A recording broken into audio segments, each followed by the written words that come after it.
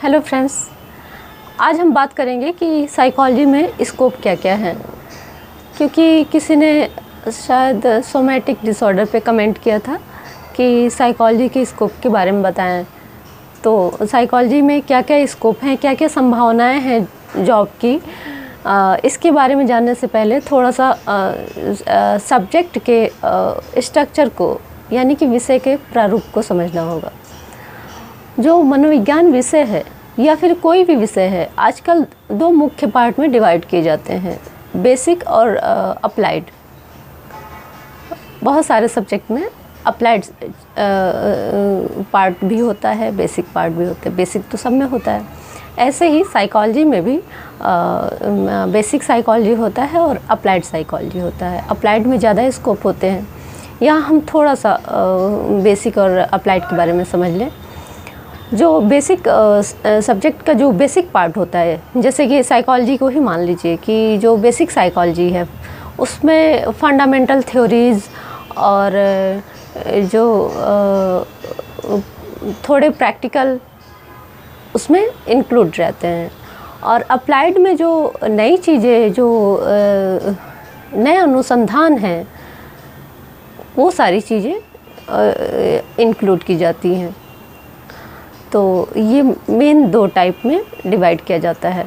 अब साइकोलॉजी और कुछ सब्जेक्ट ऐसे होते हैं जो ज़्यादा जटिल होते हैं, जो इसलिए उनको स्कूल लेवल पे नहीं रखा जाता है। जैसे कि फ़िलॉसफी है, साइकोलॉजी है, तो इनको साइकोलॉजी को तो 11th से रखा जाता है, मतलब कि इंटरमीडिएट से साइकोलॉजी सब्जेक्ट रहता है। हाई स्कूल तक साइकोलॉजी नहीं पढ़ाया जाता है, स्टार्टिंग ही इसकी 11th से होती है।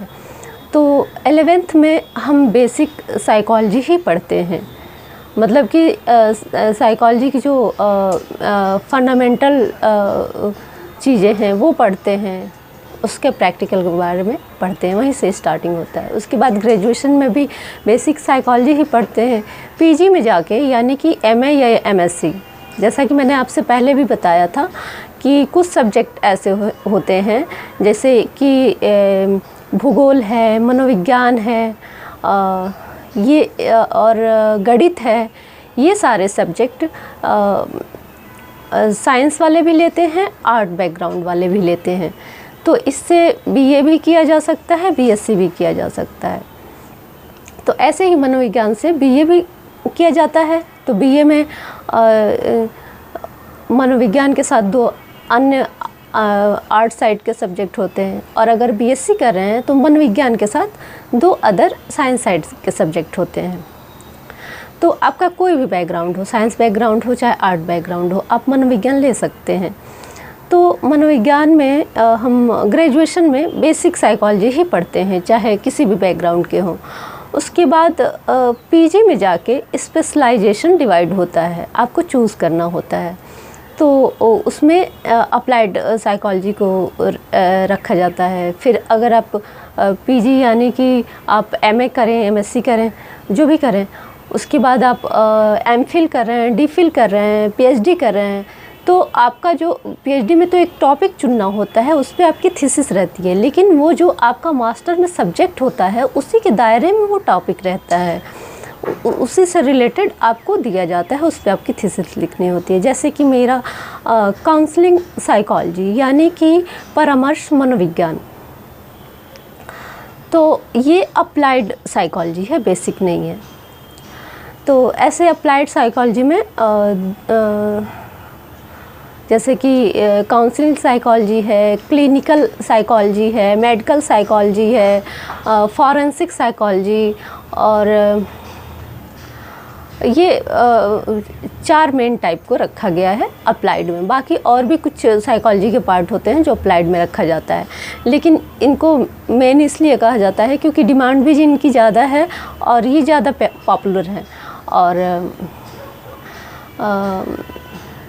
क्लिनिकल साइकोलॉजी यानी कि नैदानिक मनोविज्ञान, इसमें स्कोप है कि आप किसी हॉस्पिटल में आपको जॉब मिल सकती है और चिकित्सक के तौर पे लोगों का निदान करने के लिए ट्रीटमेंट करने के लिए, या फिर जो शराब और ड्रग्स छुड़ाने की जो संस्थान है, चाहे सरकारी हो गैर सरकारी हो, कोई भी हॉस्पिटल हो, उसमें आपको जॉब मिल सकती है।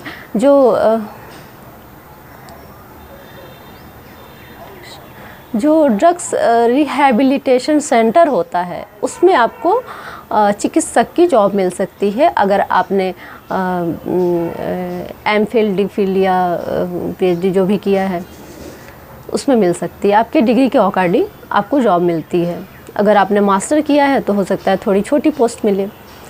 ऐसे ही परामर्श मनोविज्ञान है, इसमें भी बहुत सारी संभावनाएं हैं, जैसे कि कैरियर काउंसलर के रूप में, और जो मैरिज काउंसलिंग होता है उसमें मैरिज काउंसलर के रूप में आपको बतौर मैरिज काउंसलर नौकरी मिल सकती है। और फिर जो चिकित्सा केंद्र होता है, यानी कि मानसिक चिकित्सा केंद्र, चाहे सरकारी हो चाहे प्राइवेट हो, उसमें चिकित्सक के तौर पे, काउंसलर के तौर पे आपको जॉब मिल सकती है। और आजकल बड़े स्कूल एक तरह से बाल मनोवैज्ञानिक के तौर पे काउंसलर रखते हैं, साइकोलॉजिस्ट रखते हैं, उसकी जॉब भी मिल सकती है। और सरकारी संस्थानों में भी इसके काफ़ी स्कोप हैं काउंसलिंग साइकोलॉजी के। और उसके बाद फॉरेंसिक साइकोलॉजी, इसमें जिसने स्पेशलाइजेशन कर रखा है, मास्टर या एमफिल डीफिल पीएचडी जो भी उसकी डिग्री है उसके अकॉर्डिंग उसको जॉब मिल सकती है। तो फॉरेंसिक मनोविज्ञान यानी कि फॉरेंसिक साइकोलॉजी जो होती है, इसमें अपराध मनोविज्ञान को रखा जाता है। अपराध मनोविज्ञान एक स्पेशली शाखा ही होती है, और ये एमएम में ही अपराध मनोविज्ञान पढ़ाया जाता है। आप इससे स्पेशलाइजेशन कर सकते हैं। और इन लोग की पोस्टिंग कोर्ट हाउस और पुलिस स्टेशन, मतलब छोटे पुलिस स्टेशन नहीं बल्कि जो बड़े संस्थान हैं अपराध मनोविज्ञान को समझने के लिए, वहाँ पे इनकी पोस्टिंग की जाती है। तो इसमें भी काफ़ी स्कोप है। इसको फॉरेंसिक साइकोलॉजी बोलते हैं, जिसमें अपराध मनोविज्ञानियों को रखा जाता है। और उसके बाद नैदानिक न्यूरोपैरासाइकोलॉजी, इसमें जो नर्वस सिस्टम से होने वाले यानी कि तंत्रिका तंत्र, नर्वस सिस्टम डैमेज होने से जो रोग होते हैं, जैसे कि पार्किंसन रोग है, डिमेंशिया है, अल्जाइमर है, ब्रेन ट्रॉमा है, मतलब मस्तिष्क आघात, चाहे चोट की वजह से या इमोशनल शॉक की वजह से, या लर्निंग डिसेबिलिटीज़ है, इस वजह से जो समस्याएं होती हैं उसके निदान के लिए इसमें पोस्टिंग की जाती है नैदानिक न्यूरोपैरासाइकोलॉजिस्ट के।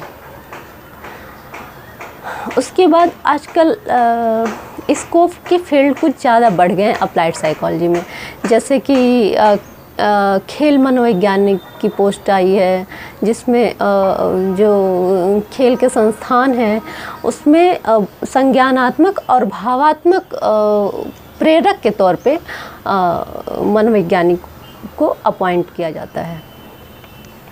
और विकासात्मक बाल मनोवैज्ञानिक, इसके तौर पे भी साइकोलॉजिस्ट की पोस्टिंग हो रही है, जिन्होंने बाल मनोविज्ञान में स्पेशलाइजेशन कर रखा है उनके लिए। और अप्लाइड में बहुत सारे ऐसे ब्रांच हैं। यहाँ पे मैंने जो बताया वो काफ़ी फेमस, काफ़ी पॉपुलर हैं, और इसमें इसको बहुत ज़्यादा है। तो ये कुछ ब्रांच थे। और जो बेसिक साइकोलॉजी है तो उसमें एक पारंपरिक सा संभावनाएं हैं, जैसे कि स्कूल में, कॉलेज में, विश्वविद्यालय यानी कि यूनिवर्सिटी में अध्यापक की नौकरी, और या सरकारी एजेंसीज या प्राइवेट एजेंसी या एनजीओ या मानसिक स्वास्थ्य केंद्र, इस सब में नौकरी ये जो भी साइकोलॉजिस्ट होते हैं उनके लिए स्कोप है। और आजकल जो बड़ी कंपनियां हैं वो लोग ह्यूमन रिसोर्स मैनेजमेंट के लिए भी साइकोलॉजिस्ट को ले रही हैं, अपॉइंट कर रही हैं। तो आजकल उसमें भी स्कोप बढ़ गया है। और सोशल सर्विस में भी साइकोलॉजिस्ट की अपॉइंटमेंट हो रही है कुछ संस्थानों में।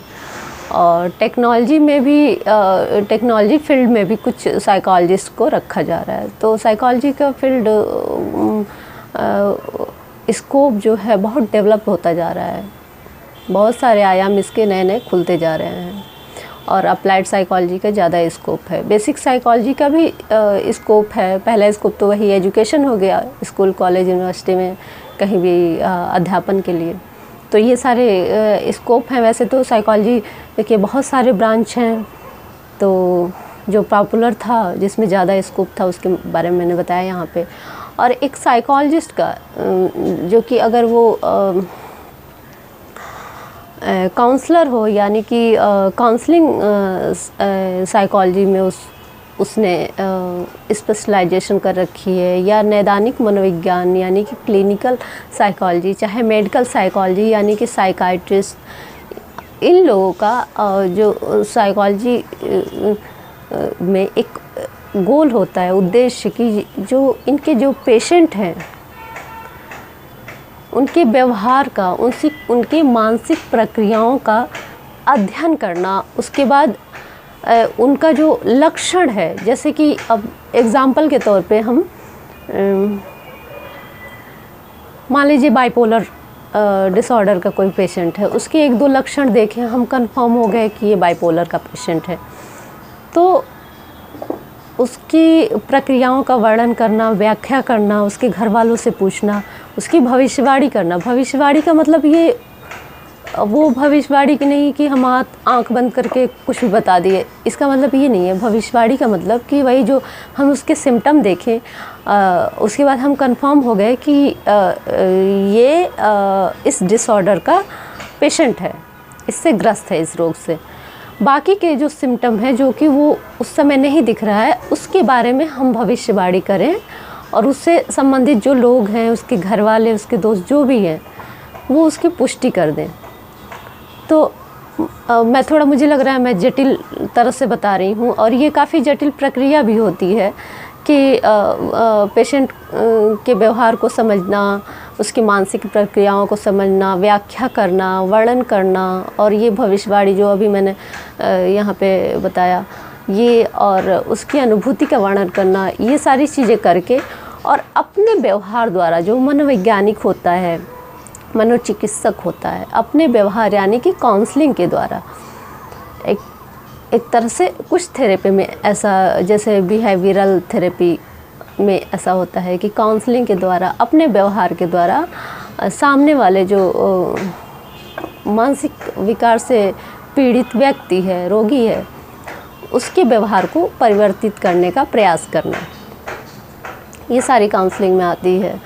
और ये निदान के लिए प्रयोग किया जाता है, जैसे कि मानसिक विकार का निदान ट्रीटमेंट के लिए। तो ये किसी भी